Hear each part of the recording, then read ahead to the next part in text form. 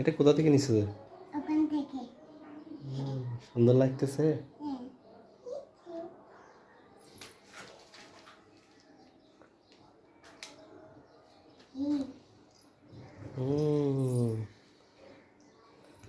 ঘরে কি রাখছো?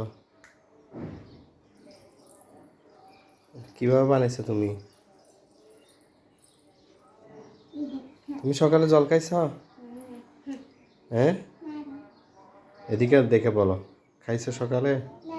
কেন? কেন দেখি বলো তো, বলো না কেন? কেন বলো? খাওনি কেন? মামা দেয় নাই যে?